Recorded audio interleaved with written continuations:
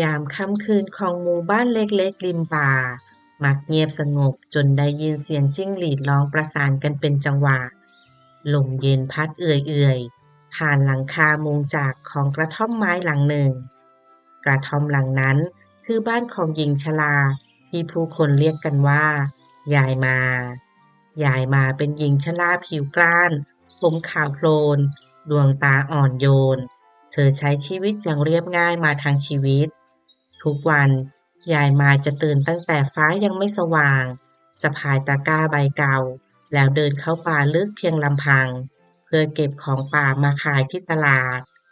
ป่านั้นกว้างใหญ่และลึกลับต้นไม้สูงชะลูดบดบังแสงแดดเสียงลมพัดผ่านใบไม้ดังคล้ายเสียงกระซิบของใครบางคนชาวบ้านหลายคนไม่กล้าเข้าไปลึกนักเพราะเชื่อกันว่า ป่าแห่งนี้มีสิ่งลึกลับอาศัยอยู่ แต่ยายมาไม่เคยกลัว เธอเชื่อว่าหากเรามีใจดีป่าก็จะเมตตาเราเช่นกัน วันหนึ่งเป็นวันที่ฝนตกปล่อยๆตั้งแต่เช้า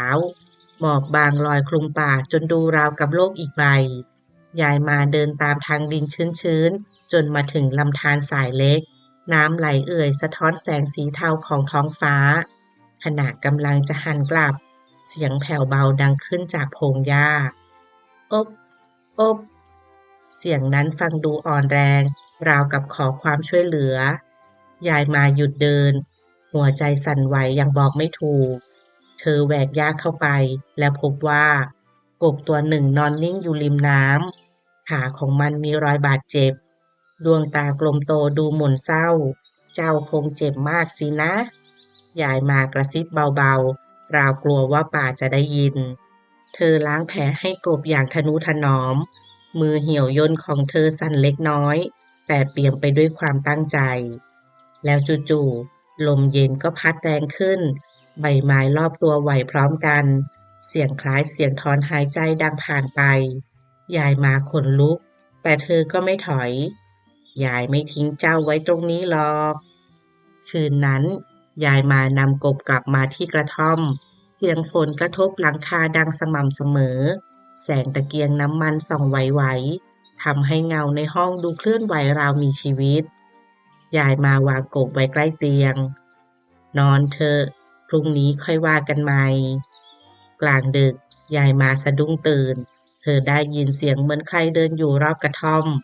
ฝีเท้าเบาช้าเป็นจังหวะยายมานั่งนิ่งใจเต้นแรง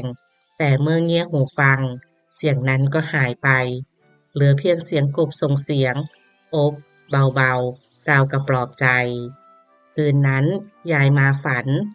นว่ามีแสงสีทองลอยอยู่กลางป่าและเสียงหนึ่งเอ่ยว่าผู้มีเมตตาป่าจะตอบแทนตั้งแต่วันนั้นเป็นต้นมาสิ่งแปลกๆก็เกิดขึ้นกับยายมาเธอเข้าป่าไม่เคยหลงทางของป่าที่เก็บมามักงอกงามสมบูรณ์คืนใดที่เงินขาดมือเช้าวันถัดมาก็มักมีคนมาขอซื้อของในราคาดีเสมอชาวบ้านเริ่มกระซิบกันยามค่ำ ยายมาเหมือนจะมีของดีอยู่กับตัวหรือป่าจะเลือกเธอแล้ว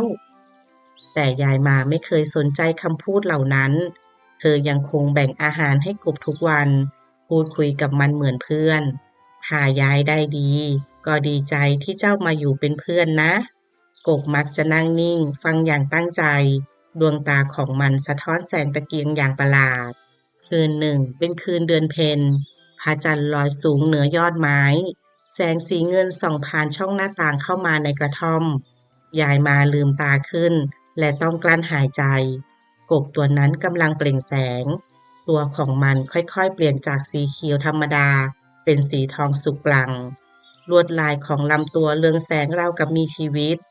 อากาศในห้องนิ่งสนิทเสียงป่าหายไปหมดยายมารู้สึกราวกับเวลาหยุดเดิน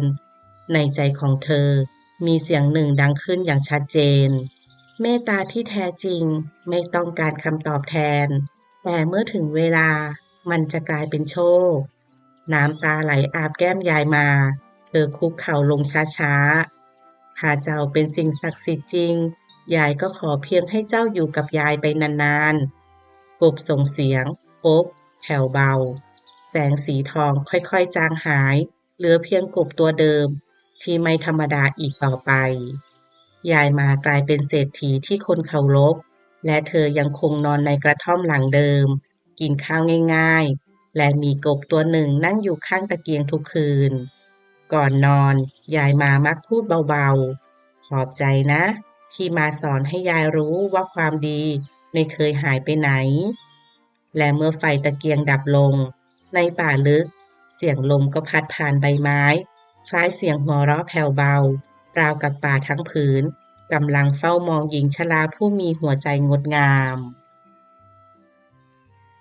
ไม่นานหลังจากที่ยายมากลายเป็นผู้มีฐานะ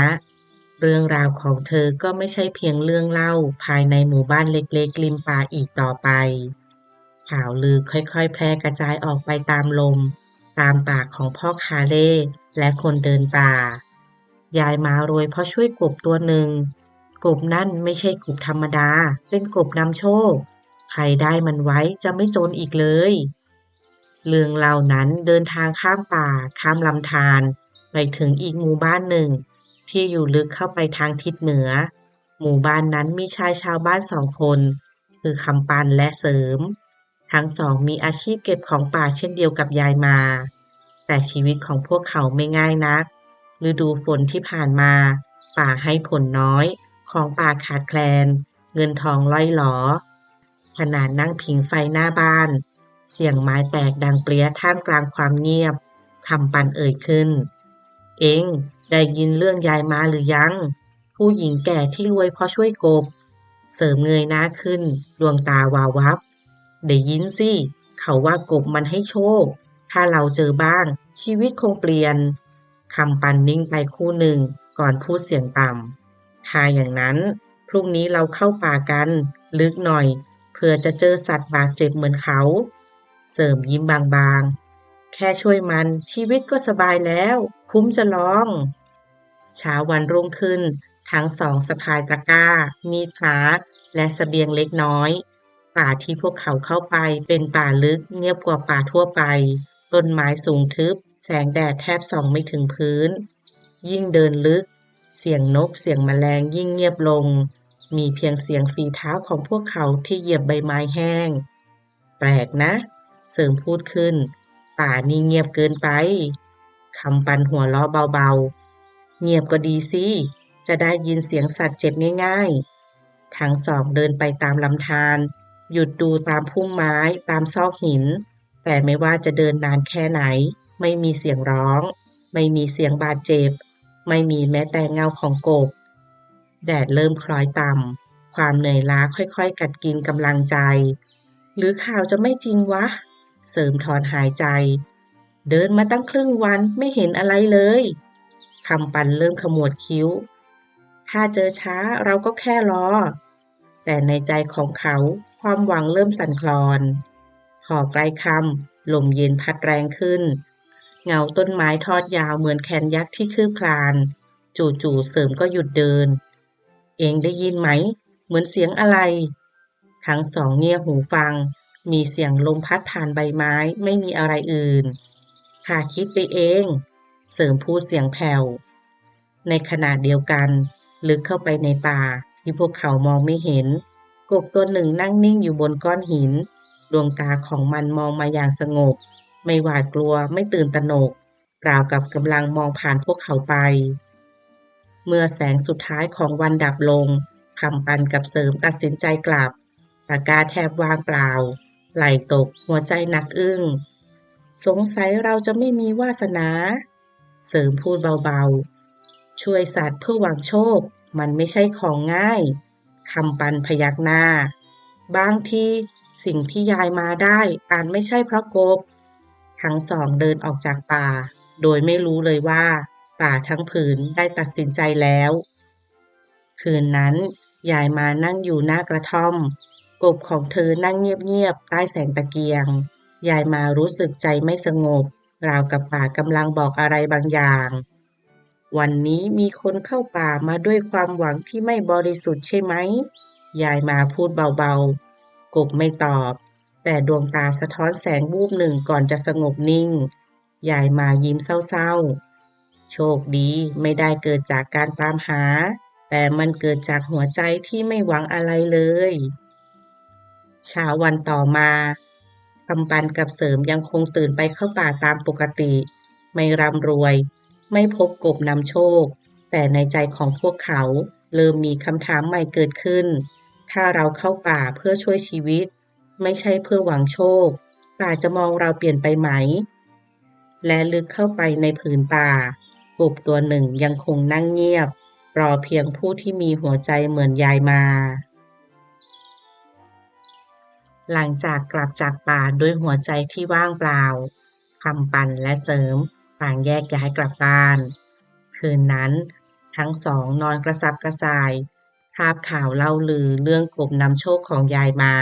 วนเวียนอยู่ในหัวไม่รู้จบแสงจันทร์สอดส่องหน้าต่างไม้ไผ่เสริมเริ่มตาจ้องเพดานคันถอนหายใจยาวถ้าเรามีมันไว้ชีวิตคงไม่ต้องลำบากแบบนี้ เขาพึมพำกับความมืดเช้าวันรุ่งขึ้นคำปันเดินมาหาเสริมสีหน้าเคร่งเครียดกว่าทุกวันทั้งสองนั่งลงใต้ต้นไม้ใหญ่หลังบ้านลมพัดใบไม้ไหวกรอบแกรบข้าคิดทั้งคืนคำปันพูดเสียงต่ำเราอุตส่าห์เข้าป่าช่วยสัตว์แต่ไม่เจออะไรเลยในขณะที่ยายมาแค่ช่วยกบตัวเดียว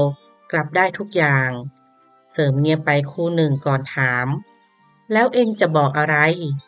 คำปันมองซ้ายมองขวาก่อนกระซิบถ้าเราเอากบตัวนั้นมาเองล่ะเสริมชะงักหัวใจเต้นแรงเองหมายถึงขโมยคำปันกำหมัดแน่นถ้าไม่ได้อยากทำแบบนี้แต่ชีวิตมันบีบคั้นเราก็แค่ยืมโชคของยายมาแค่นั้นความเงียบปกคลุม สุดท้ายเสริมพยักหน้าช้าๆไปตอนกลางคืนไม่มีใครเห็นค่ำวันนั้นทั้งสองออกเดินทางป่าที่เคยเงียบสงบกลับดูอึมครึมกว่าทุกครั้งเมฆหนาทึบบดบังแสงดาวลมเย็นพัดแรงผิดปกติเองรู้สึกไหมเหมือนป่ามันมองเราอยู่เสริมกระซิบคำปันฝืนหัวเราะ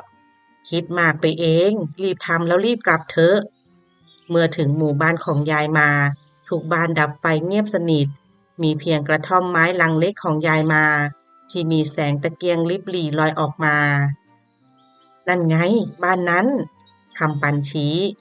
หัวใจทั้งสองตื่นเต้นราวกับจะทะลุออกเมื่อดึกสงัดเสียงจิ้งหรีดร้องระงมคำปันกับเสริมค่อยๆย่องเข้าไปใกล้กระท่อมถูกยางกาวเต็มไปด้วยความหวาดระแวงภายในกระท่อม ยายมากำลังนอนหลับกบนำโชคนั่งนิ่งอยู่ใกล้ตะเกียงดวงตาสะท้อนแสงแวววับเสริมกลืนน้ำลายข้าไม่ชอบสายตามันเลยคำปันเอื้อมมือเข้าไปเพียงปลายนิ้วแตะลงไม้ที่กบอยู่ลมแรงก็พัดกระหน่ำทันทีตะเกียงสั่นแสงไฟไหววูบเสียงป่าดังขึ้นพร้อมกันราวกับมีใครนับร้อยกระซิบรอบตัวอบ เสียงกบดังขึ้นต่ำและยาวพื้นดินใต้เท้าสองชายสั่นไหวเล็กน้อยเองได้ยินไหมเสริมร้องเสียงสั่นทันใดนั้นเงาดำทอดยาวจากต้นไม้รอบกระท่อมเหมือนแขนที่ยื่นเข้ามา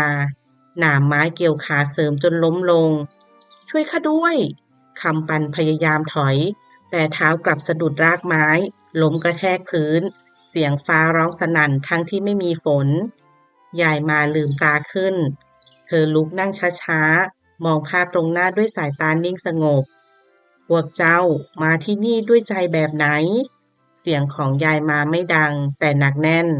คำปันกับเสริมตัวสั่นพูดไม่ออก กบค่อยๆเปล่งแสงสีทองจางๆ ไม่สว่างงดงามเหมือนคืนก่อน แต่กลับดูเย็นชาห่างไกล ของที่ได้มาโดยไม่เมตตาจะพาแต่ความว่างเปล่า เสียงนั้นดังขึ้นในใจทั้งสอง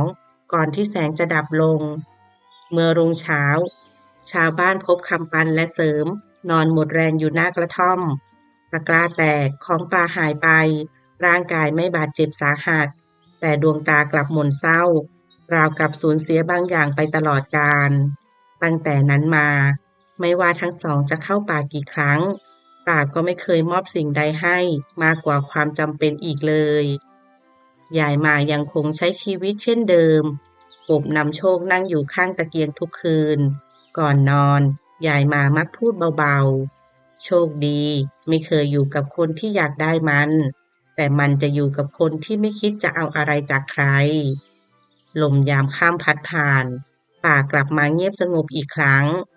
ราวกับไม่เคยมีเงาความโลภย่างกายเข้ามาเลย